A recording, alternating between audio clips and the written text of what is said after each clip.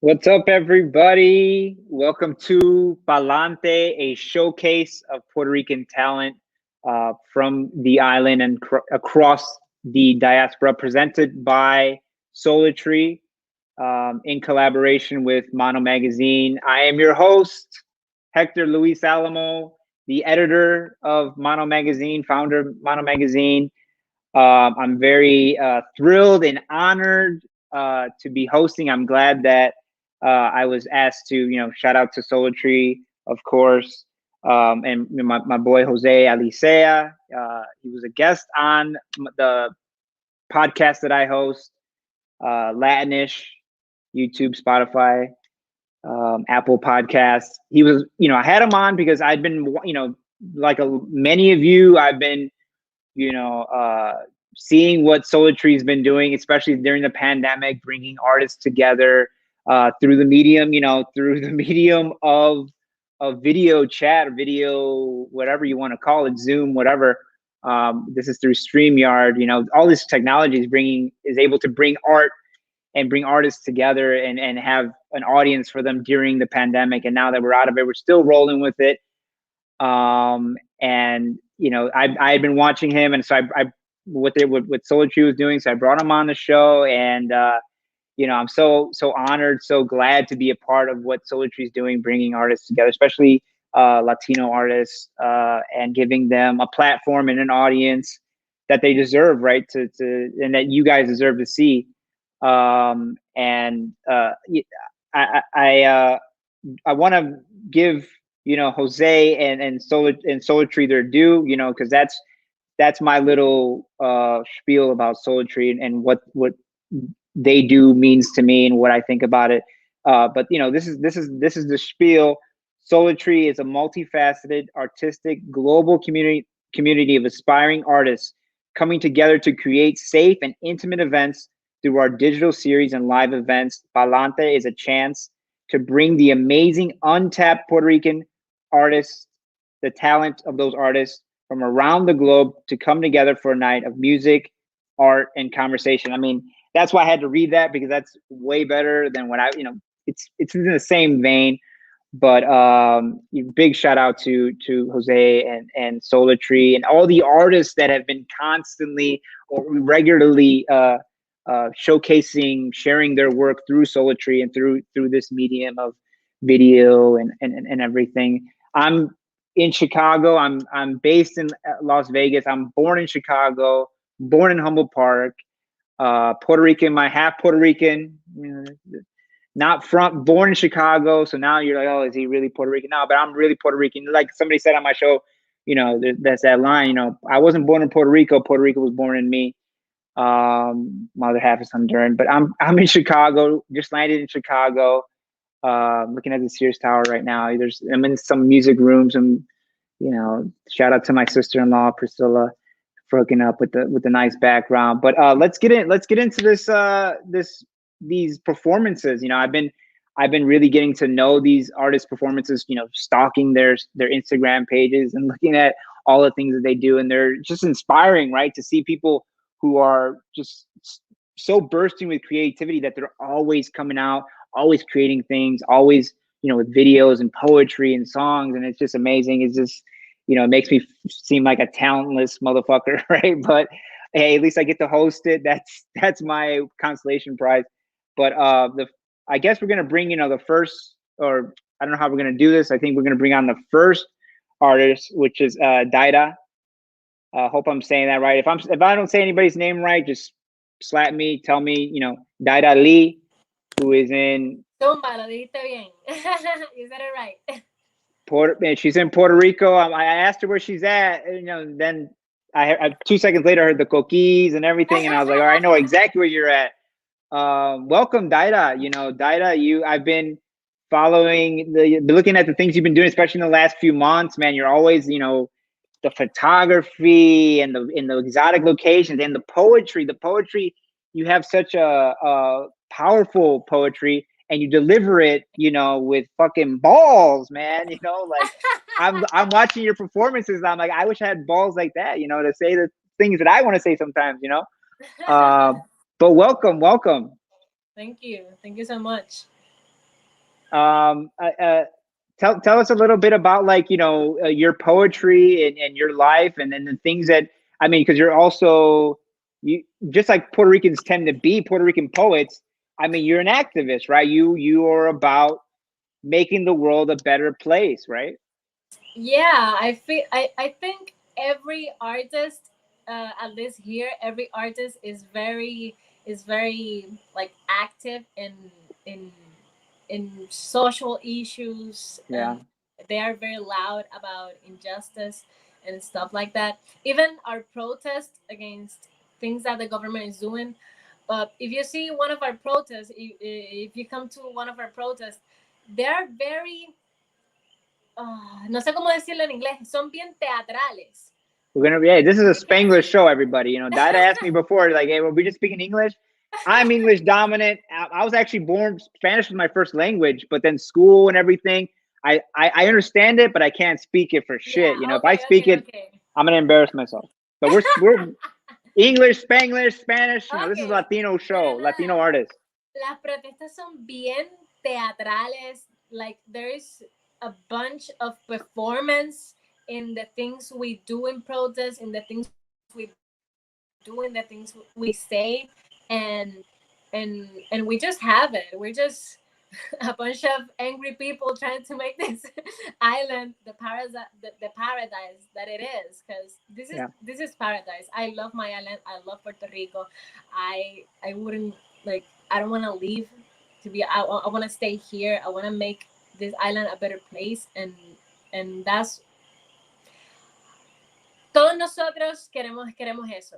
Todos queremos Yeah. el bien I común, mean, y I se was I was siente. I was born in the diaspora. I was born in Chicago, but even the way my tias, the way my grandmother, my grandfather would talk about Puerto Rico, they would talk about like it's paradise, and that It por is, un but porquería de un it's gobierno aquí turning. en los Estados Yes, Unidos, it's we're turning here into. because they're there, but everybody wants to. Everybody, if you're Puerto Rican, you want to be in paradise, and one day we're all gonna be in paradise, man. Yes, Um, but unfortunately, it's a paradise. Little by little, it's almost, well, not impossible, but it's very hard for locals to live in. Like yeah, I don't know. I'm not an expert in what happened to Hawaii, but what I can see of Hawaiians, of how they are dealing with, well, they are a state now, but the situation is very similar with the people from the United States and the locals, like that. yeah. It's just Yeah, I don't know uh, if you saw, like, there it's was a on hard Twitter, situation. like, a lot of, there's a big independence movement in Hawaii. And what they're telling Puerto Ricans, like, hey, don't become a state. It's not going to Yeah, give you what you think it's going yeah. to give you. You're not going to get the money. You're not going to get the rights. It's just the same thing. And they're saying, don't become a state. So it was really good to see, especially on Twitter, like Hawaiians and Puerto Ricans coming together saying, hey, we're kind of the same, Yep. island people. So what are you going to be performing for us today? Oh my God.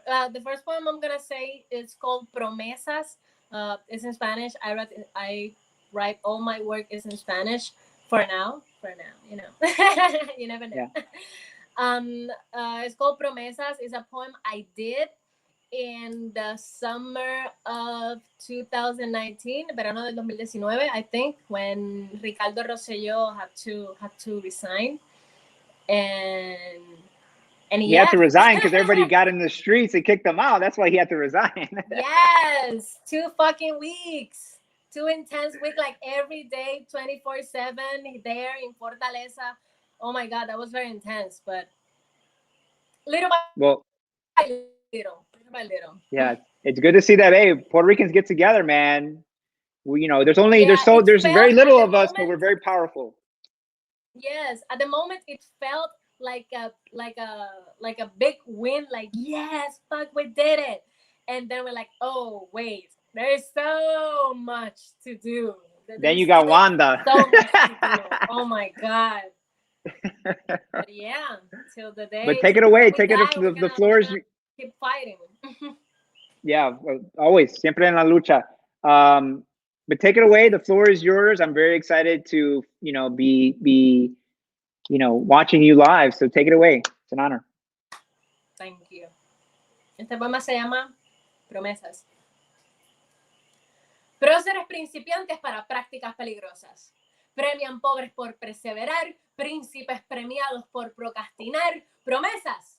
Patria presa por protestar. Pretenden prevenir pobreza produciendo planes plagiados. Proponen propuestas pendejas. Perdonan pecadores por pena. Putas paren políticos, partidos progresan. Por pesetas prestadas patinan profetas. Piruetas por placeres pagados. Prefiero permanecer poeta. Ese fue Promesas. Fue un poema con el reto de hacer todas las letras con todas las palabras que empiecen con la letra P y creo que salí bastante victoriosa en el reto. It was like balazos, right? Like pa pa pa pa. I was like... Y otro poema que me gustaría tocar es el tema del suicidio, que no mucha gente le gusta hablar de esto, para mucha gente todavía es tabú y les cuesta hablar, personas con pensamientos, no, todavía para mí es un misterio, bueno, no es que es un misterio, pero se me es difícil pensar cómo todavía vivimos en un mundo en el que se nos hace tan difícil pedir ayuda. Especialmente, bueno, no especialmente, pero también para los hombres. Esto también tiene que ver un poco con machismo. Con que los That's hombres machismo. I was gonna say. Los hombres no pueden expresar sus emociones, tienen que ser fuertes. Desde chiquito le dicen, no llores, pareces una nena. Right. Y se tragan todo eso y no son capaces de, son incapaces de pedir ayuda porque desde niños les han enseñado que tú tienes que poder. Tú eres un macho, tú eres un hombre, tú necesitas ayuda. Yeah, no, somos personas. You know, I'm a writer, you know, and so I've been writing about that for a long time. Like, because everybody talks about machismo, like what machismo does to women, and obviously what machismo does to women is terrible, right? You know, to patriarchy, right? It's bad, right? The abuse, emotion, everything. But what machismo does to men, you know, that you're not allowed an inner life. You're not allowed to feel. You're not allowed to think. All you are is your hands and your back, and that's it. And you know, if you want to be a writer, if you want to be a poet, oh, that's for girls. Girls do that. You don't be a writer. Don't be anything. You know, you need to work with your hands. Don't, you know, girls use their head, guys use their hands. That's terrible. That's terrible to teach a boy, right? But yeah, I'm glad you brought that up. That's it's beautiful. Beautifully put. Y también aparte de esto, vimos muchas noticias de suicidio después del huracán María. Todavía recuerdo una doctora que se tiró de creo que un noveno después del huracán, que estaba todo la isla devastada, nada de luz, nada de comunicaciones. O una doctora se tiró de un noveno piso y se suicidó. Se suicidó tirándose de un noveno piso, y es como que una doctora, o sea, una persona que tú piensas que va a tener la mente para poder lidiar con este tipo de situaciones. Or when you see like famous people, like you're saying, when you see famous, like when I saw Robin Williams, you know, conoces Robin Williams, right? Or Anthony Bourdain, right? They had these perfect lives, the lives that I want. I want to be like them. And then they commit suicide, and you're like, oh my God, like how unhappy were they, you know? Yeah. Y la impotencia de no poder hacer, de no poder hacer absolutamente nada, de estar atrapado en una isla. Y después del huracán María, cualquiera pensaría que es fácil coger un avión e irse, pero las aerolíneas, los pasajes para tú poder salir de Puerto Rico estaban por encima de los $1,000 para ir de aquí a Miami, a Nueva York, que usualmente, qué sé yo, lo que sea el pasaje, puede estar entre $100 a $300, pero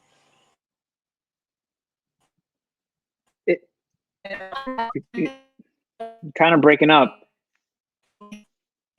Can you hear us? Can you see us? Sí. By the way, estoy en Puerto Rico, estoy en Luquillo y no hay luz en toda el área este de la isla. Que los que me estoy riendo, pero me suelo reír cuando me pongo nerviosa, porque el trauma Así post somos, right? Así huracán somos. María, el trauma post huracán María no está azotando bien fuerte. Venía, yo actualmente estoy viviendo en San Juan y porque teníamos esto y en San Juan tampoco hay electricidad, pues vine a Luquillo, a la casa de mis padres, porque sé que ellos tienen un generador y pues si estoy aquí todavía es porque tenemos un generador y puedo cargar mi celular, pero en el camino, todas las gasolineras, filas enormes para la gasolinera, la gente guiando como demente, se sentía esa desesperación de que, ok, ¿por cuánto tiempo vamos a estar sin luz esta vez? Yeah. Para María, en Luquillo, yo viví en Luquillo para cuando pasó María y estuvimos 3 meses sin electricidad. Y cada vez que se va la luz es como que, oh shit, ¿qué va a pasar ahora? ¿Por cuánto tiempo va a ser? Yeah, I mean, people don't. I went to. Complicado. I went to Puerto Rico for the first time. I went to Puerto Rico in November after Hurricane Maria and Irma, and everything was destroyed. It looked, you know what it looked like? It looked like Godzilla came out of the ocean and then stomped all around the island, like knocked over everything. And I was with my friend Marlena Fitzpatrick, and she lives there. She's from Trujillo Alto, and she goes, "What do you think? It's terrible, right? It's so messed up." And it's the first time I saw Puerto Rico, so I go, "It's beautiful." Oh, that was your it's first beautiful. time seeing Puerto Rico. I thought it was beautiful, right? And they're like, "Oh, everything's destroyed." I'm like, "No, it looks beautiful to me." I was loving it, but you could see like everything was torn up and the trees were everything. Yeah, but it was still beautiful. We went to Guanica and I loved it, man. You know, Puerto Rico, it's still paradise. Even after a hurricane, it's still paradise. Well, you have to come again. You have to come again. Oh, of course, yeah. A little bit better. I'm not saying it's fully recovered, but it's much better than a few years ago. So, what you're going to perform another piece for us? What? Yes. That piece would be it's called Código Postal. I think the translation would be zip code. And I did that poem when I have to move from Luquillo to San Juan because of work, and a lot of people can identify with that poem when you have to move from your hometown, from your island to another place because jobs, because money, because life, because everything. It's like you love the place, yeah, but love is not gonna feed you. It's not gonna put food on the table. And that's a little bit what this poem is about. Take it away. Y esto es Código Postal.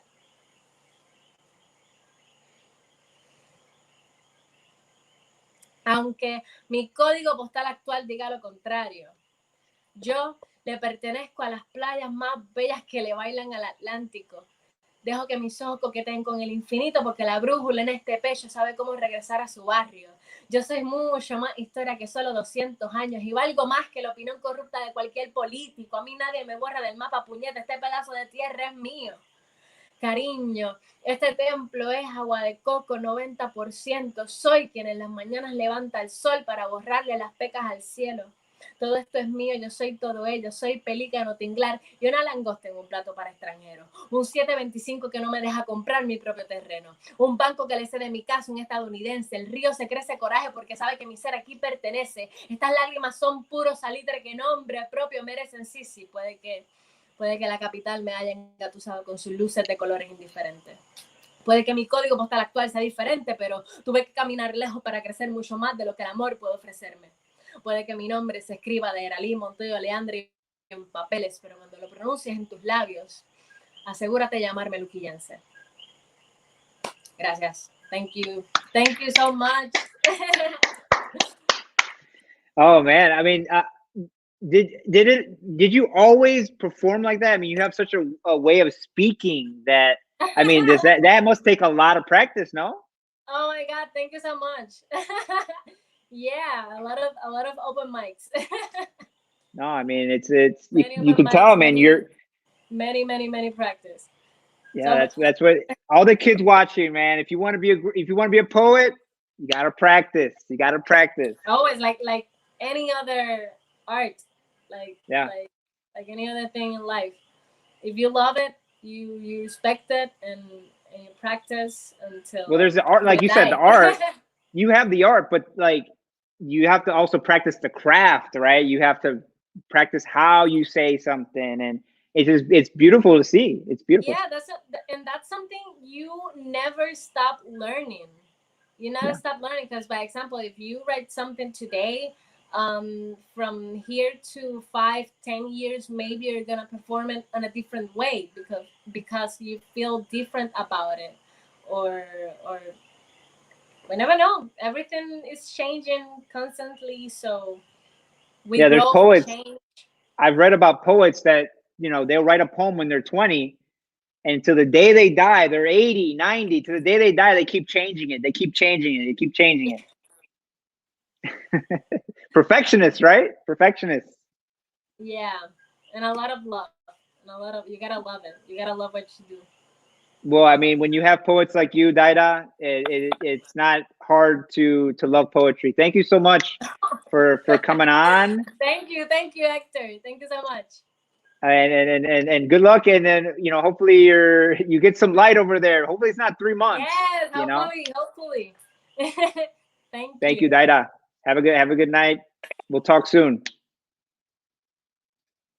Wow, I mean, I mean that the last the Promesas poem, man, that hit like I said, it was like a machine gun, pa, pa, pa, pa, pa. And then you know the way the poem about her missing her hometown, man. Like I moved from Chicago to Vegas, and for monetary reasons, right? But and Vegas is nice, right? Good weather. Doesn't there's no winter like there is in Chicago, but there's no seasons in Vegas. There's no culture. Like the people are weird. I mean, I'm from a city, right? I'm from Chicago, so I'm used to a certain kind of people. And like, so when you go to a kind of small town, Vegas is like what, 500,000 people at most. That's small, and then so people in a small town, they act kind of things are slower pace. The customer service is crap, dude. Like in Chicago, people are like this, right? Customer service is great. But you go to a small town, anyways. Her telling me that poem was making me. She's talking about playas and stuff like that, but I'm talking about Chicago, right? I'm talking about the street. I'm talking about the places that are like the playa to me, right? This, I don't have sand. I got concrete. But anyways, we're gonna keep this moving along.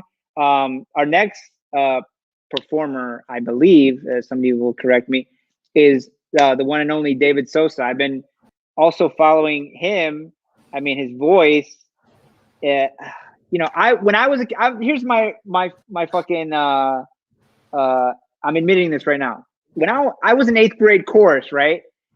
And so when I was in eighth grade chorus, I was like, oh, I wanted to be a singer, right? And I would practice, and I was terrible. And to this day, I'm a pretty good singer, but like people who sing like you so easily, so smoothly, and you're smiling. Every time you sing, you're always smiling. Like you not only you have a good voice, you like it's like or John Legend, like they smile because like it must feel so good to be able to sing like that. You know what I mean? I mean, how does it feel to be able to sing like that? I don't know. It's kind of just what I don't know. I just do it. You know what I mean? It's something I love to do. It's in me. It's always coming out of me. I mean, if I'm in the shower, if I'm cooking, if I'm by myself, I entertain myself singing. Like I just sing all the time.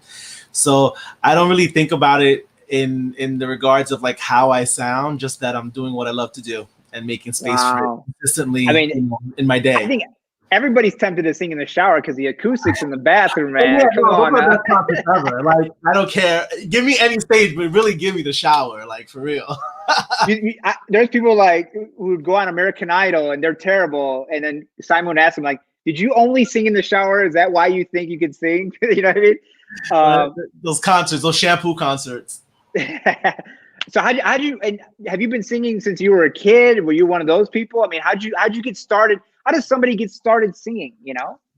Like I think when I was little, I think my parents had like an old cassette tape of me singing when I was like a year and a half, I think. So a little bit before 2 years old. Wow. And I would just grab this little microphone recorder thing, this little box thing that they had, you know, those old 80s things, and I would just like sing on it, and like I would just make up my own melodies, and I would re-sing songs, and like my father would be like, no, that's not the way it goes like this, and I'm fighting him, I'm like, no, and I'm singing a whole different melody, and like, you know, so the music was always there. My father was huge into like soul music and R&B music, so he was always playing like the OJs and the Spinners, and I grew up with a lot of like old school, right, you know, right. There's all that, and then you know, my mother always was like a love of like salsa and stuff like that. So she was always just like, you know, it's from everywhere from Tito Roja to I mean, La Fania, everybody. It's just everybody was in the mix. So I grew up with a plethora of music, and you know, I think early on, my father, seeing that I was definitely into music heavy, he was like, listen, if you're really about this life, we're going to take you to get lessons. We're going to try to make sure that you can, you know, see what I can afford and what we could do, and put our best foot forward. Because he was like, you know, the best singers know how to sing everything. Yeah. And he was like, you always will get a job, you know what I mean, if you can sing all types of music. And so he was very much a consummate person to show me different artists that sang, you know, old Celtic songs and sang old, you know, maybe country songs, but were really R&B singers or soul singers, and like showing me those different things. And it helped shape my mind a lot, and wanting to compete, you know, in school and stuff, in the competitions for state and for, you know, county and all that good stuff. So yeah. Two things there. I mean, like shout out to parents, right? I mean, I have a podcast, and I bring on these people like artists and people who do all kinds of things, right? I'm trying to get on your show. We're gonna do this. Yeah, for sure, man. It'd be an honor. And I have people on my show, and I ask them, how do you get started? And it always goes back to their parents, man. Their parents encourage them, man. I mean, there's a few people who, like, you know, they went against their parents, right? But that's very rare to do that. It's actually usually, you know, it's usually your parents who, like, you know, give you the instrument or give you the voice lessons and say, hey, you know, that's a dream. It's a big dream, but we're, instead of discouraging you from it, we're actually going to help you achieve that. Because that's what you, I mean, it's almost like they know that you chasing that, because I'm chasing my own dream, that just the chase even is going to make somebody happy. And that's very enlightened as a parent, Latino parents especially, right? Especially. And the other thing, I mean, you're talking about art singers wanting to, you know, the best singers can sing all kinds of stuff, right? Country, R&B, soul. I mean, is it safe to say, like, I listen to some radio. I mean, a lot of new kids, a lot of stuff on the radio, they're all trying to sing like each other. Is that fair? I mean, no, what do you think is going on with music? It's definitely pretty fair. I think there is, you know, I think because I'm on the precipice of ages, and I say that because I grew up, you know, I'm 38, about to be 39, right? 36. And, you know, and when you're in that age group, I feel like we kind of came in on the tail end of what was old school.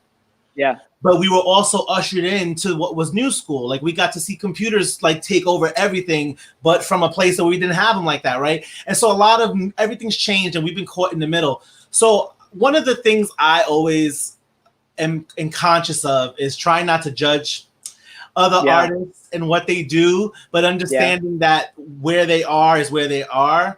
Right. And I think one of the things I miss about music, and I try to bring to it in all my capacity, is lyrics. I think lyrics are important. I think writing your own music is super huge. I know everyone's maybe not called to do it, but I think it's something when you can really express not just melodically, but lyrically, like words that tell your story, that tell a story, because singing is storytelling.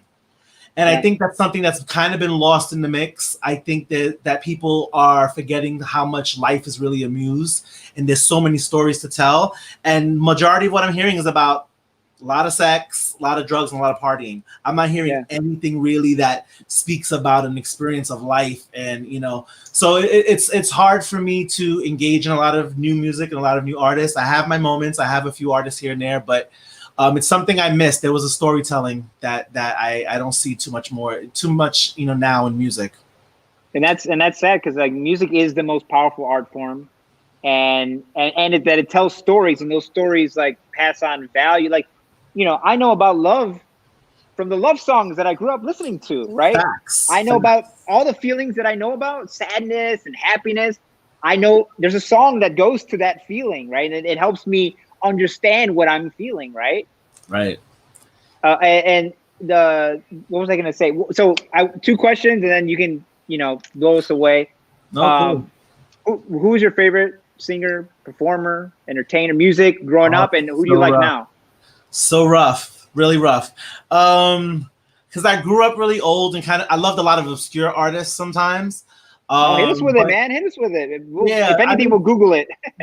my two favorite male vocalists that I think are pretty well known and who have left this earth and left behind a legacy is Donny Hathaway.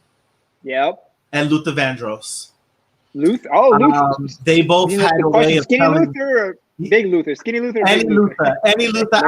I'll take Luther, as long as he was giving those smooth vocals, and like I said, these are people who knew how to interpret. They knew how to interpret a song. They sat in a song. They sat in the lyrics, and you felt it immediately. Favorite female Donny Hathaway artist. Sang a song for you, right? He sang Song for You. Yes, Donny Hathaway sang Song for You. A Song for You, and a bunch of other stuff. But those two are my favorite male artists. I have a lot of female artists that I think are amazing, but one of my favorite obscure artists that only people like really, really music nerds and or people in the industry really know. Her name is Rochelle Farrell. Yeah. Who's that?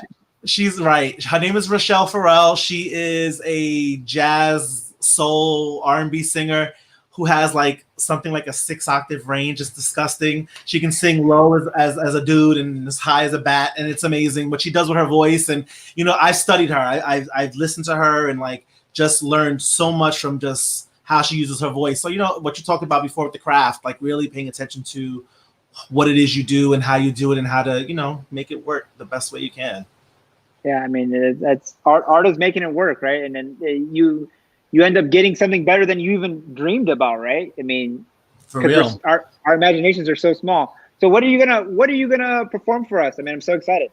I'm gonna sing my single "Laugh." It was the first single I released for my album Journey to Love, and I wrote it because I was going through crazy. I was going through a lot of crazy. I had a relationship that just ended. I was still living with the person, and I was over it. I was over all of it. And, the person was processing their own deal with the breakup, but they became pretty toxic and like mean and whatever. And I remember one day we got into like a huge argument. We didn't get into an argument. They got into an argument with me, and they were just screaming at me. And I just started to laugh. I literally had nothing left in me to fight with. I had nothing. I just started to laugh because I thought it was so funny that they were just trying to like bring me down and trying to like get me to react to them. And I couldn't, and I wouldn't. And it was in that moment that I was like, oh, there's power in laughter, and there's power in joy when someone's trying to bring you out of it. And so I was like, got it. And the words just started coming, and I was like, all right, I got to write about this. And it became, the first single. So I'll start that off for you guys, and hopefully you guys like it. Take it away, man.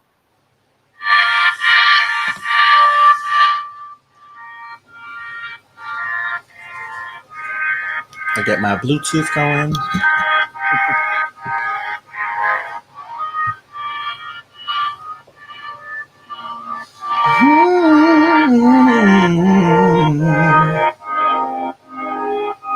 Yeah.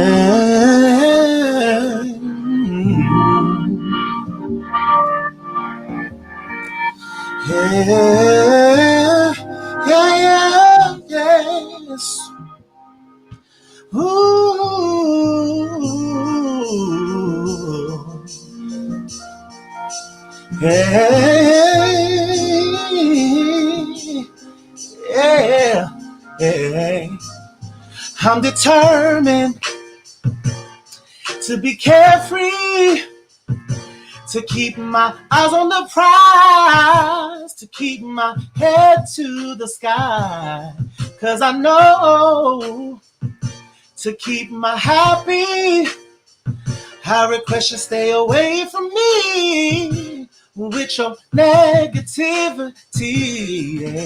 You can't get the best of me, won't have me reacting crazy. Because I simply just lie. I lie. I lie. I lie. I lie. I lie. I lie. I lie. You don't get to diminish me, oh, where I come from, or what I've done. 'Cause I got joy inside my soul. You may not get it, and you may not know what you see in me, and hate is what you don't and probably won't have. Because I simply just lie. I lie.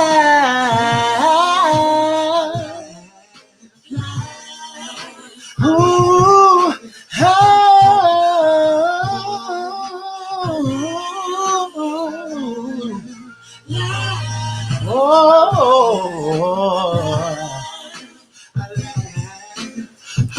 my consciousness is raised, my vibrations high. I tasted freedom, so I know that I can fly. I'm grounded, both feet on the earth. My crown is above, my throat chakra full of love. I sit back and lie.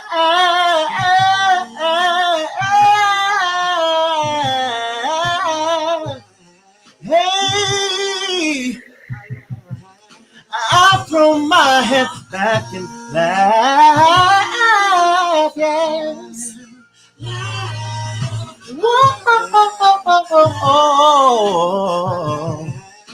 Oh, you won't steal my joy. You won't get a rise out of me. Because my reaction will always simply be to laugh, to laugh, to laugh, to laugh, to laugh, yeah. Oh, yeah. Ooh. Damn, man. When your voice went up and was weaving in and out, it's as a listener, that's one of the joys of listening to a good voice. Is like, oh, his voice is gonna go there. Like, like there's especially when you sing soul, right? Like, oh, can he maintain it? And that's the thrill of listening to it, is that you just walk that line, tiptoeing up and down, going up and down the scales. I was like, ooh. That's if I'm in the shower. Never mind the acoustics. If I'm in the shower, that's when my voice starts going out. Like, Dude, I was in Cancun, and I was in this this bathroom had this amazing acoustics in it. I spent probably a good maybe 75% of my time in my room just singing in the shower, because I was like, dude, the acoustics were ridiculous. Yeah, I mean, I never. When did you know that you had a good voice? That's the other thing. Like, when did you know? I don't know. Like, I think I remember knowing I like to sing, and I don't think it mattered if I sounded in a particular Wow. kind of way. I think I remember it was like 1989, 90 or so. I was young. I was like maybe like 7. I was like 7, 8 in that vein. And I remember, Wow. I think it was like 2 songs that I was like obsessed with. One of them was Mariah Carey's Love Takes Time. Love Takes Time. No. And I would sing it like consistently over and over. Love takes time to heal, and it hurts so much. Whatever. So I was like singing that song repeatedly, you know, in the brush, you know, doing my little thing.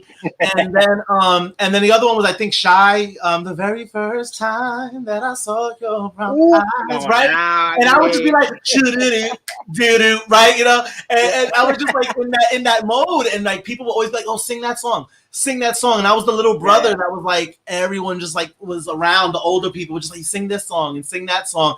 So I just realized that people expected it of me, and it was something I loved to do. I don't think it was until I maybe did my first concert or so, and I got a solo or a talent show, and I think seeing the visceral reaction from people, where to me, I was just doing what I loved. I didn't think of it any other way. And then I saw people reacting, and I was like, oh, okay, this is something different. This is people who are affected by what it is that I do. And I don't think it still hit me until literally my early 30s of how important music is and was, besides making pretty sounds. Yeah. You know? I mean, it like we said, like it changes people's lives. It informs the way they think, and the way when things happen to them, like if you have a breakup, if you lose your job, if you can't pay the rent, you put on songs, man, to help you deal with it, to help you get through it. Songs and a little brown juice, you know, something. Yeah. a little song, a little song. What are you gonna perform with us next, man? Just keep it rolling, man. The next song was my heartbreak song. It was I'll give people just a little bit. It's called Falling to Pieces. It's probably the more soulful song on the album, a little heartbreaky. And the song was really less about me breaking up with someone, but understanding that dynamic of, oh no, there's no more us. This unit that we were has broken, and I'm now by myself figuring out who I am again now outside of this person, right? I was a husband, I was a boyfriend, I was a co-provider, so now it's like, oh, now it's no we, no us, it's me. It's that. So I had to really learn how to adjust to that. And so the song is called Falling to Pieces, and that's pretty much where it's at. So can't wait to hear it, man. Yeah, start it off.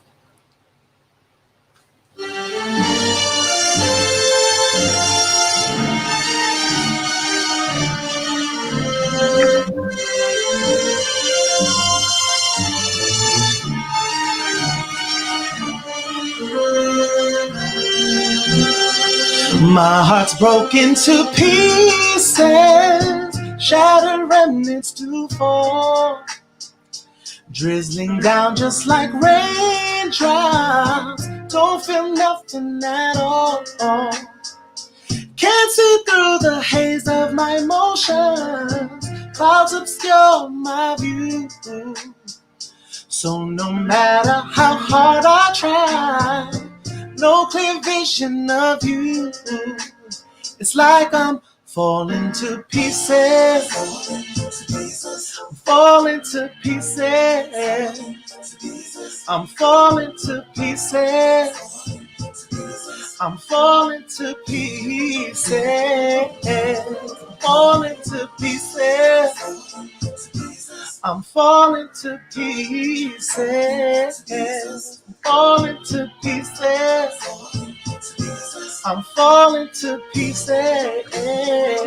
Oh, how my cries they echo off these lonely bare walls. Do my best to pick myself up, but I seem to just stumble and fall. Oh, I go through the motions very well, a performance profound. But no matter how high I fly, I find myself right back on the ground. It's like I'm falling to pieces. I'm falling to pieces. Falling to pieces. I'm falling to pieces. Falling to pieces. I'm falling to pieces. Falling to pieces. I'm falling to pieces. So I sit by myself, contemplate, and I just pray that the root of the hurt that you caused would go away. Every dream, fantasy, pictured you somewhere in my life. So the thought of no more you and I cuts like a knife. My heart is falling.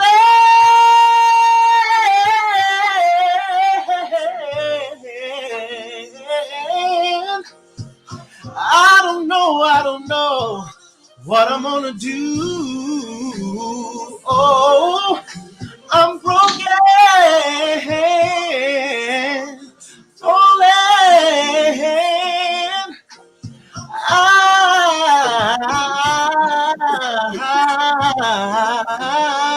broken. Oh. Mm-hmm. I'm broken. Oh. Every night when I come home, I face the fact that I'm alone. So long to deal with us and we, but now there's only me. Oh, you brought me down. I'm strong and I know I'll come back around. Oh, I'm still hurting right now. Oh, I'm broken too. And all that you put me through, all that you put me through gives me time to realign, to trust in myself and work on my healing, my healing, my healing, my healing, my healing. You know, I just realized you are what I think I sound like when I'm singing at the karaoke bar. You know what I mean? I'm like, oh, yeah, that's what I feel inside, but it's not. I know I have ears. I don't hear that. I hear it inside. But that was beautiful, man. Man, I was vibing over here, man. Thank you. People walked in and they're like, I'm just over here like doing this. I don't give a fuck, man. I'm feeling it, man. Thank you so much for joining us, man. I mean, let people know what you're up to. First of all, how I mean, what has COVID done to, like, you know, people like you? Like, you're working on your career, you're trying to get performances. I mean, and then a platform like Solar comes along. I mean, talk about that. Super grateful to Solar. I think it's like the third time I've been, you know, highlighted on this show. So I'm super grateful. You know, for one thing, and I don't know if this is another conversation, for one thing, I always felt like somebody who was like outside of it. I never felt Puerto Rican enough. I always felt like I was less than. I don't speak great Spanish, if at all, you know, here and there, a little Spanglish. And, you know, a lot of times growing up with a lot of people in the mainlanders, and they'll tell you that, you know, you're not really Puerto Rican if you're not born on the island and stuff. So I always felt less than. So I found in times like this to have a platform amongst my family and those that we share, you know, common blood with and just the island with and culture and heritage, that I'm just grateful to be a part of this. And, you know, COVID definitely put some roadblocks in the way as far as me, you know, being able to perform live. But, you know, shows like this and platforms like this have allowed me to show my music, to show my craft, to show my art. And so I'm super grateful. And you know, I'm working on new music now. I released Journey to Love, I think, in September of 2020, the end of September. So I'm working on just a few new songs, new vibe, more about living life. I got out of the heartbreak I've been single for a little bit, and I'm learning about loving myself and what it is to protect my peace. And I'm writing about that and singing about that a lot. Yeah, I mean, what was the last line in that song you just sang? What was the last line? You said, "Working on myself." I'm working on my healing. You help. Yeah, working on my the healing. opportunity of hurt helped me to realign and work on my healing. I mean, yeah, right.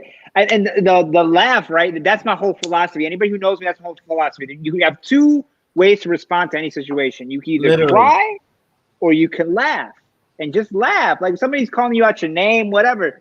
Just laugh. Just laugh. It's the hardest thing to remember when you're in the midst of the storm, right? It's the hardest thing to remember when everything's happening. But if you can remember to sit in that place and just remember that, like, bad things don't erase the good things that are present. Yeah. And, you know, as many times as I've been in a rough place, I've enjoyed good food. I've actually laughed about something. I've enjoyed good entertainment, good music. So the ability to enjoy life and to have joy and to choose joy when funkiness is presenting itself is always there. So we just got to remember to do it. It's a choice, man. It's a choice. Thank you so much for coming on. It's a real honor, man. I feel so privileged hosting this showcase of such, you know, rich talent. You know that you know, it's so great to see, and I'm glad that Solar Tree is like a light, and it's bringing these talented people such as yourself, and I get to watch it. Thank you so much, David, for coming on. And I'm going to have you on the podcast because I know there's a conversation, right? We got a lot to talk about. Let's do it. I have a lot to talk about. Let's do it. Let's do it, man. We're already vibing, so it'll just carry over. I'll be in touch, man. All right. Have a good weekend, Much love. Thank you so much for everything. Peace, man.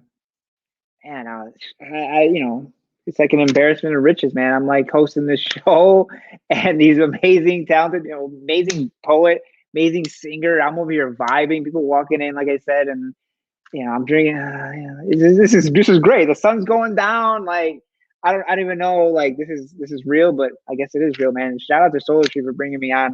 This is awesome. The last and final. I mean, we had some technical difficulties with the other guests. I don't know if we mentioned this, but you heard Daida talk about it, that there's a blackout on the island, and so we had some artists that are on the island, right, that were going to perform from the island. Daida's there, but the others couldn't get their electricity working. You know, I mean, it's crazy. Like if you've been there during a power outage, and not like here, not like, you know, I'm from Chicago or Vegas where there's a power outage and you just gotta wait a few hours. Like in Puerto Rico, when there's a power outage, like Daida said, there's lines at the gasoline station, like it's the Apple store, right? Like what the fuck? Are they selling a new iPhone at the gas station? And like it's just crazy. Like, so, you know, it's amazing how, you know, like Daida goes to her parents' house. There's a generator so that she can do poetry. Like you see how we make it work. You see how we make it work. It's crazy. But our next and I believe final artist, we may have somebody else jump in. I don't know. But is B. I know him as B. And you probably know him as B too. I try to go as H for a while because I wanted to be, you know, I wanted to do the single letter, right? And I would sign my letters and my emails H. It never caught on. Nobody wanted to call me H. I don't want to call myself H, right? It just doesn't work. But B, dude, B, come on now. Come on, B. Come on, B. What's up?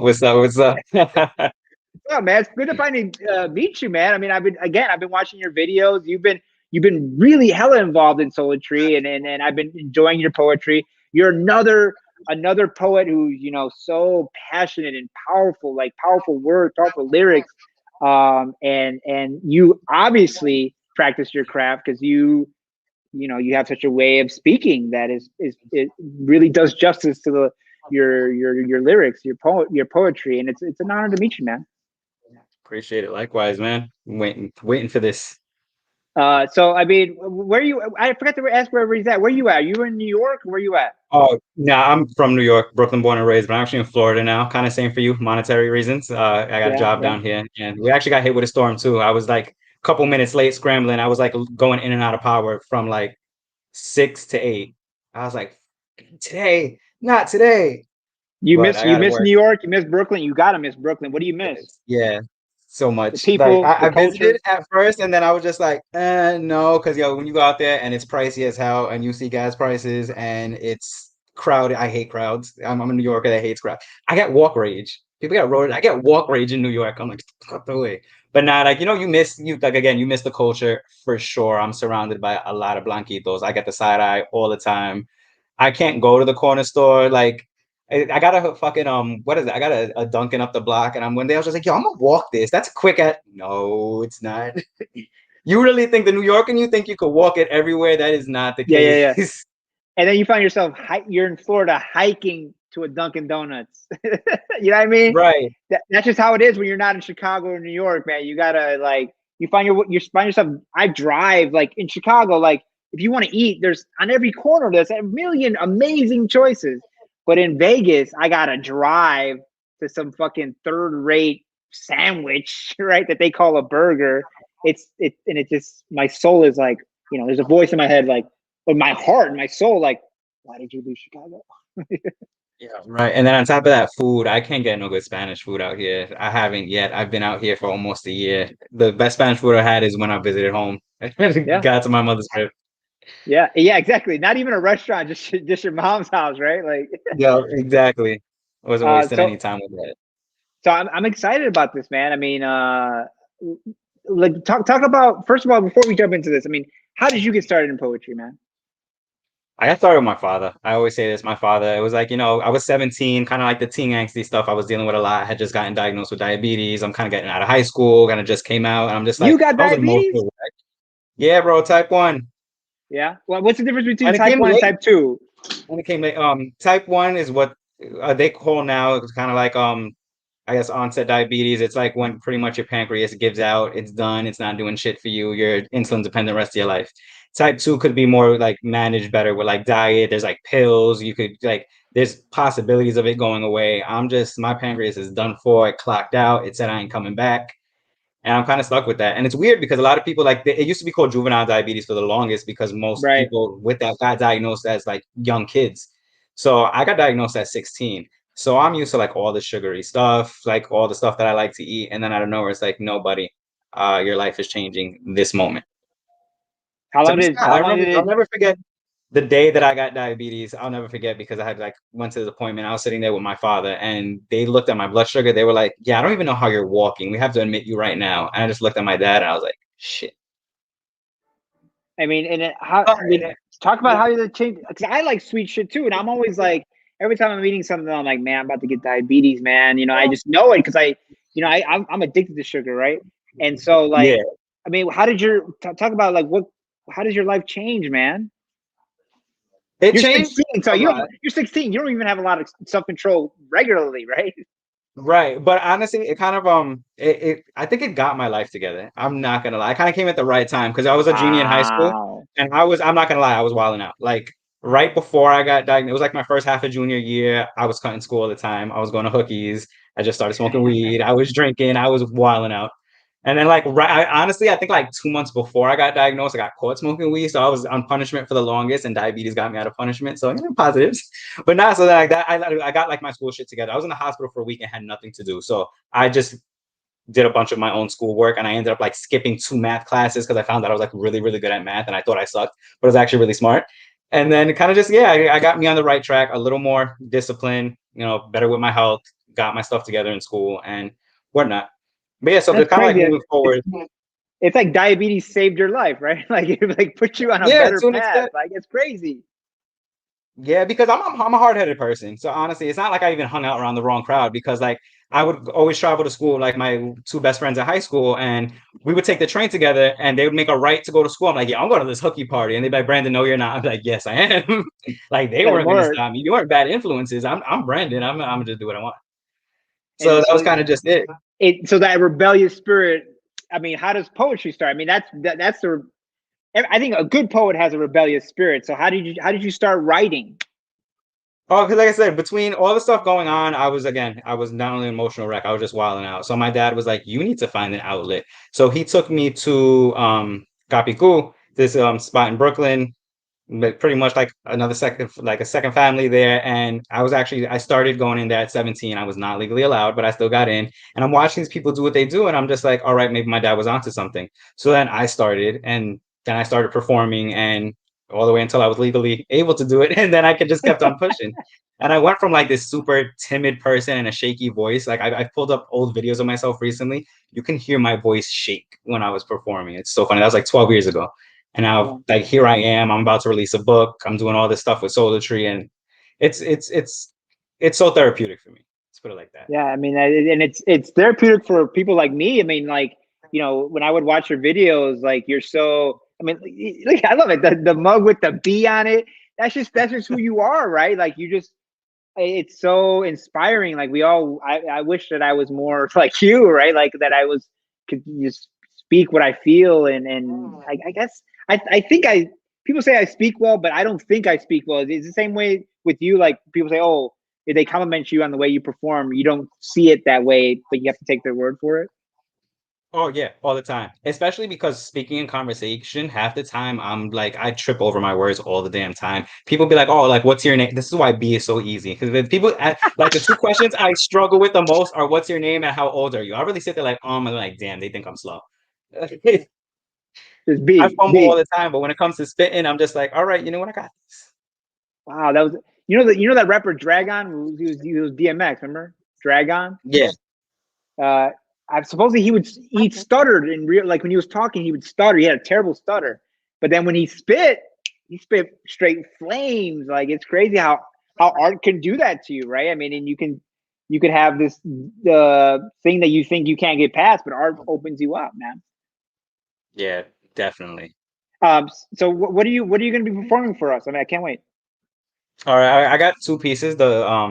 I'm gonna start, like, one thing I could say, and a lot of tonight is actually kind of inspired by my father, who, like I said, got me into poetry, because I wrote a lot. Like, a lot of my pieces are based around kind of like mental health, personal experience, because, as I said, poetry is therapeutic. But my father always said, use your voice for something, like, to, make your mark, speak on Yeah, things.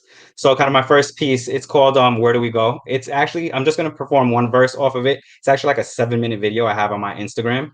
I did a collab with two other poets. I wrote it last year amidst the pandemic, kind of just talking about everything that was going on between the corrupt ass government, police brutality, yeah. all of that.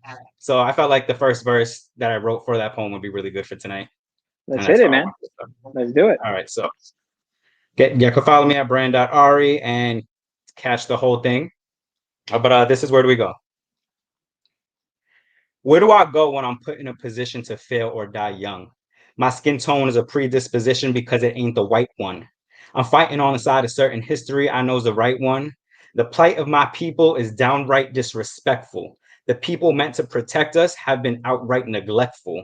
Puerto Ricans constantly treated as second-rate citizens. With the lack of aid we receive, it's easy to see we not at all legitimate to the orange monster that's burned the island more than the sun. Barely recovered from one disaster, now struggling to fight another one. The desgraciado in chief believes we only just take. He seems to have forgotten we are part of his states. But I suppose that's why we only deem the territory. They come to the island for heavenly getaways while we stuck here in purgatory. Back on state soil, we ain't treated no better. Still scrambling for sustenance like mice after cheddar. The pandemic came over, beginning a new depression, and made another virus more evident: systemic oppression. How do big corporations get billion-dollar bailouts while we struggling to make $1,200 stretch for several months and not have our coffins nailed down? The poor and downtrodden might as well have our graves plotted. We've got people in the projects lying dead till they flesh rotted. New York City housing deaths outnumber the rest of the city. Tell them it's a way to get rid of us quickly. It's almost how there's still no clean water in Flint. They have no regard for Black or brown lives. They simply don't give a shit. For years now, we've been screaming Black Lives Matter because the system's built to watch our bones crack and blood spatter. Even amidst the pandemic, rounds of bullets still piercing our chests. They still got their knee on our neck for no goddamn reason, but us taking a knee is somehow disrespect. Protests demanding change lead to further arrests. People of color are problematic when the real problem ain't been addressed. Eric Garner couldn't breathe at the hands of the police, and now 6 years later, we have to fight for Floyd over the same damn thing. Same words, same struggle, same menacing huddle of pigs covered in the filth of their racism. It's not subtle, as if we don't have enough problems stemming from the root of the country that are only getting bigger. We got several Latinos on the sidelines saying this isn't they fight, when in the white man's eyes, we just a different kind of nigga. It's hard for us to strive when everywhere we turn, they want to take away our drive and watch us crash and burn. The chains have us broken, bound, and dying slow. But if we meant for more than this, to tell me, where do we go? Well, goddamn!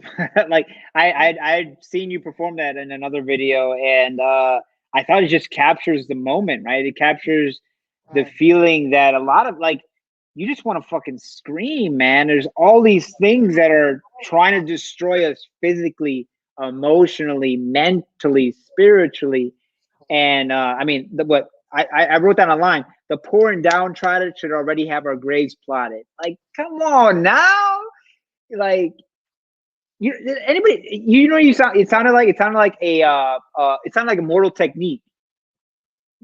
Oh, Tell me, I'm gonna take that as a huge ass compliment. I'm gonna take that as a huge ass compliment. Oh, of course. I mean, yeah. I mean, it's like I was thinking, like, man, like if like the way that you're hitting it, like you're hitting like the political and the emotional, like like why?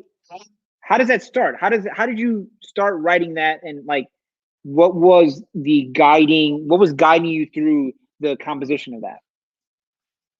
It was mid-pandemic, and I actually worked on this for what I want to say 2 to 3 months, just gathering the people that I wanted on it and trying to like going through it because I wanted it from also like different perspectives as well. But his big thing is like, all right, we're already trapped in the house and that's some shit. But you're looking on the news and it's like we're amidst the pandemic and there are cops still racially profiling and George Floyd, everything else going on. Like we already got enough people dying. You're pulling this shit, and then you look at the news and you see all the people. Like the part where I talk about New York City housing debts. One thing that always stand out to me is there was a young girl around 20 something whose mother caught COVID and passed in the projects. She had to sit there with her mother's dead body for an entire day before they even came and collected it. That would shit sat with me. And I was like, that's just some fucked up shit. And yes, like there's a lot of conspiracy theories, like the government started COVID. Like I don't believe in that, but I do feel like they definitely reap the benefits of this is how we get the broke people out. Yeah. They kept us isolated. They kept us short, not sustained, not getting what they needed. That's an easy way to get us out the picture. Talk about, disaster capitalism, right? It's kind of like what happened with Puerto Rico with the hurricanes, right? Like that's why they weren't trying to fix shit. They were like, hey, we want this island, but we got to get rid of the Puerto Ricans. Here comes a fucking hurricane. And they're like, when they need a help, that's the whole reason for colonialism, right? We're supposed to be connected to the United States because if shit happens, we can be protected by the most powerful, richest country. But when shit hits the fan, where our people are dying. And the other thing that you touched on in your poem is that as Puerto Ricans, like I feel like nobody understands this in the Latino community. And I have a Mexican wife, and we talk about this all the time. Nobody really understands what it is to be a Puerto Rican. They think that we're like the favorite children because we're born with citizenship. If they only knew the half of it, that right. we're the other nigga. We're the other nigga. Like that's all we're treated as, and so we have no delusions about like them seeing us equally because they've been treating us like shit for over 100 years. Right, and that's exactly why I wanted to start the poem with that too. Talk about how like they're barely recovering from Maria, and then COVID comes along, and they're still looking at PR like sucks. Like you own the motherfucker. It's not. We're not talking about like some corner of Africa that you can just ignore. I mean, you shouldn't ignore anything, but like if it's a corner of Africa, Americans are going to ignore it. This is Puerto Rico. These are American citizens. And this is how you treat them. And then there's people begging to be let into the United States, like to be a state. Like I see that as an abused. It's like an abused girlfriend begging her boyfriend to marry her. Like, why would you do that? Like, no, separate, get away. Like, let me be on my own. I can take care of my own. They look at PR when they want to go for a resort, and that's pretty much it. Yeah, and then that's they want to turn Puerto Rico into another Hawaii, like Dida was saying. But so let's keep it rolling. B, I got to get a mug like that with H on it. Just hopefully catches on. But what's the next piece you're gonna perform, man? The next piece, I actually bear with me because listen, very much like David, and I love that David had this conversation. I'm like the whitest Puerto Rican ever that's not white because we all know they're white Puerto Ricans, but my Spanish is trash or lack thereof. It's a struggle. I was not born there. I've been there once. I openly say it. I've been there once, but there's no denying my Puerto Rican heritage. And I can't because my father, again, a lot of this inspired by my father. My father's the most Puerto Rican ever. He is like a piece of Puerto Rico walking around. You cannot go 5 minutes without knowing that man is Puerto Rican. It's ridiculous, but it's funny, and I love that about him. And I'll be like, mind you, he's loud as fuck. Like he's like the loudest person I know. I'll be like, yo, dad, why are you so loud? He'll be like, because I'm Puerto Rican. He kills me, but he will rep that flag to the day he die. And we shouldn't be, I had a linguist on the show on my podcast, and she talks about she wrote a book about Mexicans, half Mexican, half Puerto Ricans in Chicago, and how they speak Spanish. Like, do they speak Puerto Rican Spanish? Do they speak Mexican Spanish? What do they do, right? And long story short, like Puerto Ricans, we have like this thing about our Spanish because because of colonialism, that shit works. Like assimilation, Americanization, that shit really works. And the reason why we don't know Spanish the way we want to, it's because of a system, right? The system works. It's not a system. Right. They don't call it a system for no reason. Absolutely. But so it's funny, like I said, it's funny that David had that conversation with you before he went off. So, David, this is for you too. So this next piece is called It Don't Make Me Any Less Rican. Dad, you're gonna enjoy this one. I know you're watching. It don't make me any less Rican. The fact that I was born on the land of the free and the brave and not beneath palm trees and sand like the motherland. I'm just a territory of these divided states that I don't claim. And they don't really claim me until it's time to get paid or reap the benefits of what my ancestors made. I may have been raised by the streets of Brooklyn, but that don't make me any less Rican. I'm just a different breed than what some may be used to, but still prove to be the ever so popular New Yorican. Like the cafe where drinks were poured and tea was spilled, sounds of the gyros y palitos fill the LES where poets were speaking, or trying to get on that open mic list, black long lines to get in. Shout out to Miguel Algarin. New Yorican, like the piece of home brought to Harlem. One taste and it ain't too hard to spot it. That pure flavor like you stepped into Camaradas and got mofongo, de pollo, de cerdo, de chorizo, nevertheless delicioso. It don't make me any less Rican just because Spanish ain't my native tongue. It ain't my first language. Shit, it's barely my second one. Mi lengua se mueve alrededor de las palabras y los cuerpos al ritmo de salsa. La magia de la boca puertorriqueño me hace llamar papa. Don't make me any less Rican that I'm mixed with Dominican. I mean, one is just the other that's got on socks and a citizen. Nada en este mundo puede hacerme menos puertorriqueño. Not my birthplace, not my language, not my mix, or whatever they say so. I'm Dominican, New Yorican. Call me an American, but make sure to emphasize the Rican. I'm the blood of the Taínos, the echo of the Coquis, the sweetness of the Quenepas. Yo soy un fucking Boricua, pa' que tú lo sepas.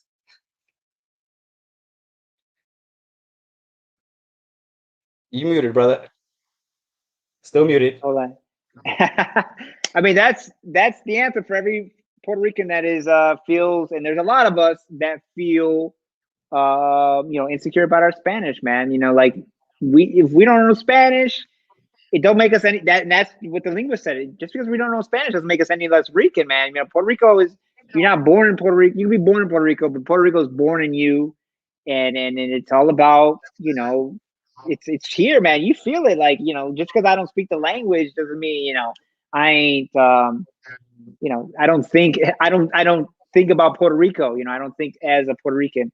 It's beautiful, man. It's beautiful. I mean, what have people ever, like, I'm sure, I mean, I don't want to get this debate, but there's a debate, right? Like you said, between mainlanders and people on the island, right, about who's really Puerto Rican. I mean, you must get from some people, right? What do you say to people when they say, yeah, you're not really Puerto Rican because you, like, I'm half Honduran, you said you're part Dominican, our Spanish is not as whatever it should be, whatever the perfect quote unquote Spanish is, right?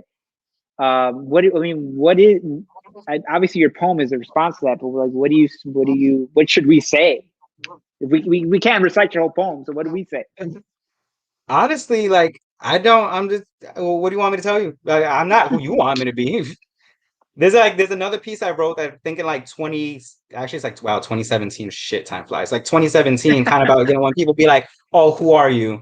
And they think, and then they try to kind of like argue and say, oh, you're not this because of this. You're not that because of that. I'm just like, okay, I'm not here to fit your description, to be fit inside your box. You want to think I'm not Puerto Rican enough? You want to think I'm not Dominican enough? You don't want to think I'm whatever? Okay, that's fine. I know what I am. What are you? It's kind of like what David's song "Laugh," right? Like that's the whole point of it too. Is it's like whatever somebody says about you, that's them. Like I'm just gonna keep walking and living my life. Like, you know, whatever you think about me doesn't make it true. Doesn't affect who I am. I'm not gonna take what you said about me into consideration and change myself so that I'm more acceptable to you. Get the fuck out of here. Absolutely. And so honestly, like even like when I went to Puerto Rico, I went to Puerto Rico alone. Like one year, I was just like, fuck it, I've never been. I needed a trip. I was like, I'm gonna go. So my dad's like, be careful where you go. Make sure you're around you. He's like, don't go to these parts, ABC and whatever. And again, I'm a rebel. I walked through Old San Juan at night. I was like walking through the cemetery. I was walking on all these sketchy ass back streets. Whistling and shit. Yeah, honestly, but I felt perfectly fine. I felt perfectly safe. And I felt amongst my own, even without fluently speaking the language and whatnot, more than I ever have, say, like around here, or even in certain areas of like Brooklyn that are gentrified. Yeah. So you can't tell me what's in my blood or what I feel, because I know what I feel and I know what the hell is in my blood. I don't need ancestry.com or anything else to tell me that. Right. You are 27% Puerto Rican. Right. No, get the fuck out of here.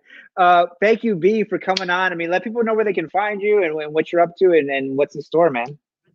Cool. You can find me on Instagram at brand.arei, BRAN.AREI. It would probably be easier to find me all over Soul Tree's page. Clearly you saw me performing tonight. I'm hosting Soul and Tat. We have one more segment coming up for Pride Month. We have Soul for Soul coming June 30th, I believe. We're just up and down the Soul Tree page. Me and Jose be doing mad shit, plotting, trying to make that Soul Tree brand pop and grow. Yeah, man. I respect the hustle and I respect the talent, and it's beautiful. It's a beautiful thing to see, man. We're making our own spaces, right? Very much that. Thank you, man. Have a good weekend, man. And you're gonna be another person I have to have on the podcast, man. Hit me up. I got shit to talk. For sure, man. Take it easy. I think I'm gonna bring Jose on, do the old Def Jam thing. You know, like at the end of the Def Jam, they bring Russell Simmons on, and he says, "God bless you, good night." But I'm gonna have, I need Jose to say a few more words than that. You're the godfather behind this. Thank you again for bringing me on. It was a privilege. I was nervous. I didn't know how I was gonna go. I had way more fun than I thought I would have, and people were, I'm like in a public area, so people are like, "Who are you talking to? Like, what's going on?" They don't know I'm like hosting this thing, but it's fucking amazing. Great. I mean, Solitary and Jose and B, right? You guys, like you said, you guys been running a train on that fucking Instagram page, and it's beautiful, man. We were all going through dark times, man. I'm speaking for the public now. We were all going through dark times, and it was great to see consistently, right? Every few days, Solitary was coming out with a performance from somebody, and it was just like, wow, like there's these talented people, passionate people who practice their craft, right? And are like, if it wasn't for Solitary, like I wouldn't have found them, right? And it's just so great, like that. It shows you what the mainstream is missing, ignoring, right? I mean, Jose, you and I talk about that all the time. What the mainstream ignores. Yeah. What's up, Hector? So I don't normally come on too much. B definitely knows that for sure. Like, I don't ever really come on camera. I was texting him like, come on, man. I need you, man. I had to like run to the bathroom, wet my hair. Like it was put on a shirt. Don't lie. Yeah. Like I had to make sure that I was dressed and like, everybody was asleep and hair was semi done. But listen, definitely I couldn't do the Solitary thing if it wasn't for B, if it wasn't for my partner Gabby, like RK, Andres Chulisi, like like they definitely helped me build a foundation and definitely B, like, B kind of would just I met B at some bar in like New York City. It was like Whispers, I think that was. And like, B killed it. And then I was like, yo, you want a feature? He's like, yeah, next week features. 3 months later, I'm like, yo, B, you want to be the host? He's like, yes. Like in the middle of the pandemic, I'm like, B, like, I need you to take over. And, we wouldn't be where we're at if it wasn't for B. So, much respect to him right there. Yeah, man, listen, we've had fun this whole pandemic, and we're gonna continue riding the wave and just continue trying new things and just seeing where we can push the envelope. Riding the wave, man. Let me cut you off right there. Riding the wave. You guys are creating a wave, dude. UMB and everybody who's involved, you guys are creating the wave. Like, I don't know any other space that is showcasing talent, especially Latino talent, specifically, namely Latino talent, that's doing this. You guys are creating, this is like a thing now, right? And I don't know anybody who does this. So, and as somebody who scrolls through Instagram late at night, it's great to see all the bullshit that's on Instagram that I still like, right? Fucking stupid memes and shit like that. But then great artistic performances, poetry, music from Solitry, man. It's a nice little sprinkling in my daily Instagram scroll. And I'm speaking for everybody. I mean, I appreciate the work. I know it's hard, and I know you guys are, I from somebody who does it a little bit, I know that it's hard, especially to do it consistently, right? Anybody has talent or passion, they have it, but it wears out after a few weeks. To be doing it consistently because you guys believe in it and it's getting better, and you guys are reaching so many people. It's just it's, I think, what social media was made for, right? This is exactly what it was made for, to share, art and beauty and human experiences and connect people that, the mainstream would just not give a platform to, because it's all about its formula and it's, we got to make this and that, and, A plus B equals X. Fuck that shit. Like, you guys, and I'm so, I was so moved by all the performances today. Like, it was this incredible. And my only wish is that we were all somewhere, like in a cafe or somewhere, right? And I had seen you guys live, because then we'd all get fucking drunk after this. Cheers. I ain't got nothing. I didn't want to go downstairs, so I was like, I'm just gonna leave it. But yeah, but I mean, but thank you again, man. Jose, man. Solitry, thank you so much for having me on. For sure, man, for sure. Thank you, Hector. You guys are a force of nature, and I feel like I'm just trying to fucking keep pedaling, because you guys, Jose's always got fucking some stuff cooked up in his brain, and I'm like, yeah, let me know what I can do. I don't, I don't know what I can do. I have, right. I'm sure you're like, man, you guys together are probably like fucking egging each other on and just like that's so Jose's important. Jose's brain doesn't stop. I don't think it has stopped since I've met him. You're making him blush, man. You're making him blush. Take it, man. This is your bait. Take it away, man. I'm the lowly host. I'm the lowly MC, dude. No, man. Thank you, Hector. Just if it really wasn't for your platform, this Palante thing wouldn't have happened, because of what you're doing out there with Mano Mag, with the podcast, with everything that you've done. So we definitely want to make sure that people are aware of what you guys are doing out there in Vegas and out on the West Coast and all that type of stuff, and just the amazing things that you guys have coming down. Since Solitry, you guys have you guys are an outlet for artists, and people come to you like, hey, I started Mano Magazine. What was April Fool's Day? I dropped it on, like I said, April Fool's joke. Mano Magazine, if you got poetry, you can write about stuff that the mainstream's not going to cover. That's our whole thing is countercultural, talented, right? Latino talent, right? And I've been involved with a bunch of outlets, Latino outlets, and I still think they didn't hit the mark. They were trying to cater to a white audience, and that's great, right? We need those kind of people catering to a white audience, but they're not going to have on certain kind of talent because maybe it makes the white audience feel uncomfortable and stuff like that. And yeah, I love B's whole vibe. B is a vibe, man. He's a vibe, and that's the only reason why I agreed to do this, because, and why I wanted, I just started Mano, so I'm very conscious of okay, what's the brand? I don't like to think like that, but what are we about, right? And so who you collab with is important. And when Jose, you're like, hey, let's do this thing, let's have Mano and Solitry connect. I was like, for sure, man, because it's an honor to start something and then have it collab in some small way, whatever I can help Solar Tree's mission and what Solar Tree is doing, because I think it's so important. And sometimes when me and Jose talk, I'm fucking high as fuck, and we start masterminding about taking over the world, like the whole fucking artistic world, and like putting, bringing Latino, these, people like B and people like Daira and people like David, and giving them the platform that they deserve, because we know not only that the mainstream's wrong, right? The mainstream doesn't know what the fuck. It's just people in suits, usually old white people, and they don't know what the fuck, right? So like, it's almost like it's crazy that we're able to be. I'm able to be involved in any way with somebody like B or David, and I consider it a blessing, and I will do everything that I can to help Solar Tree and you guys, and because what you guys are doing is so important, and especially now, especially since we lived through a pandemic, we're all getting like, man, we survived some shit, and people just want to like live and be, right? No pun intended, right? They just want to be, and they want to be like B, like, hey, that's a shirt right there.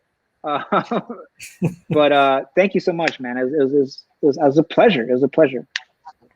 Thank you, Hector. Once again, just for everything, B, it's like always, we got a lot coming up, so we'll definitely keep people in touch. And yeah, man, thank you everybody for joining us tonight.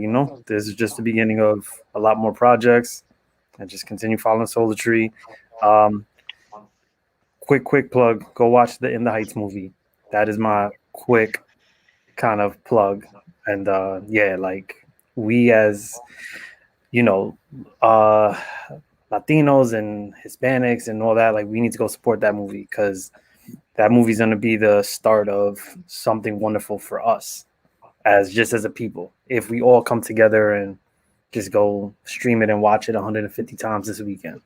No, you told me. Well, I Mano, I'm honored to have as our movie and TV editor, Alejandro Riera. He's been working as a film critic in Chicago for decades, and he just did a review of it on Mano, and because he saw it a few weeks ago, and he was telling me for a few weeks, like, man, this is the movie. This is like, he's making it sound like it's a Latino movie of the century, and it is in a way, because it is. What he says in the review, like, he says, don't stream it. I have HBO Max too.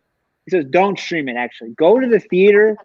One, because it's a community movie. It's a communal movie. It's good to go see it in a group, especially if you can go see it with a bunch of Latinos.